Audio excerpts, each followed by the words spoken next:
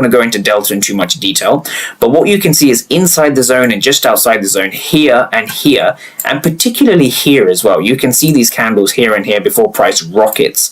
You can see a lot of negative delta inside the zone. So red delta, aggressive selling, market could not break lower, right? Market was breaking higher. This here signifies sellers are in control. Sellers are aggressive, but they're not able to be rewarded. Look at this. After 9:45, we begin to shoot up. Okay.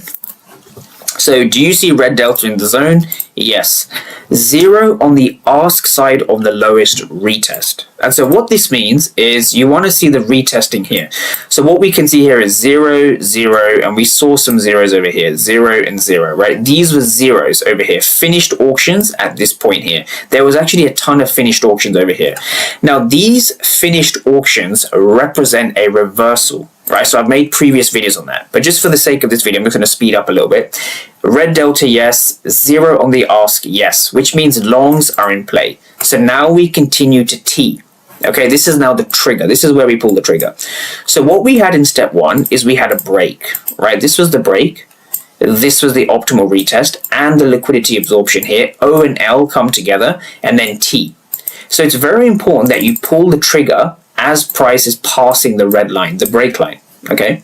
This is where you pull the trigger. This is where the trade is made. This is the trade right here, right? You pull the trigger after B, O, and L are met, okay? So once you do that, and you have your break line from the B step, this is now the T step. Once you actually say, yes, it's passed through, so, you know, my execution was actually here, right? If you look at it carefully.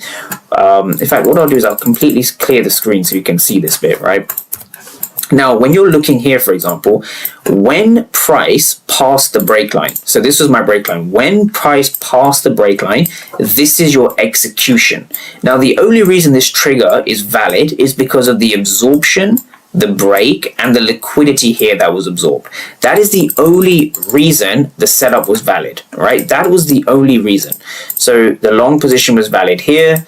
You had stops below the zone here, and realistically we were targeting the next zone over here, so about a 1 to 1.5 in the end. I think it was around that, right, depending on my execution. And then as price passes through, the system will tell you a couple of more things, right? Where do you put your stop loss? It has to be at least 1 point below the zone. So if the zone here was 74.23, the market, I had my stop here, right? But the system will force you to put your stop at least 1 point below to give your trade some breathing room. So 23 is too tight. 24, 25. You want to have it at least 2 points below the zone. 74.22, right? I had mine at 74.21. 74.21, right? Okay, acceptable within 2 points. Now from here, where do you target? So the system is telling you and prompting you, right? Where do you target? Well, if this is key level 1, you want to target key level 2, don't you?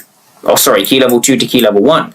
So it's forcing you and it's prompting you to type in the key level to target. So 73.90 is the next level, I believe, right? Or whatever the level was for that day.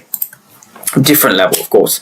Now from here, if I was risking $875, right, what the system is going to prompt me to do now is going to tell me where my entry is, where my stop loss is, right, where the target is, what the stop distance is, what the target distance is, my average R multiple, which is incorrect because we put different data from before, and it's going to calculate my contract size, right? 13 contracts. So I went in with 13 contracts on MES. I scaled out 11 contracts as we hit the key level here.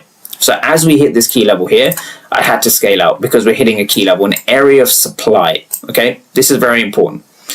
And then from here, it tells you to go long. So entry, stop, target, contract size, be out or manage your trades by 10:30 Eastern. So this is what I wanted to share in this particular video. I'm quite excited to get people using it, right? And then of course we have part 3, part 4, and then eventually part 5. So these are all the different parts that we have in the system, right, to help traders do it. And then of course we just follow the bolt breakout blueprint. So any trade you take, any execution you take has to come from a break, optimal retest, liquidity absorption, and then we pull the trigger, okay? And this is how these trades were taken, right? So let's quickly sum this video up, okay? So the application itself will help you on all areas of your trading. So it's going to help you find levels, find whether they're in premium or discount, and then use a lower time frame execution process to make sure that you are executing, entering and exiting with the right risk at the right time.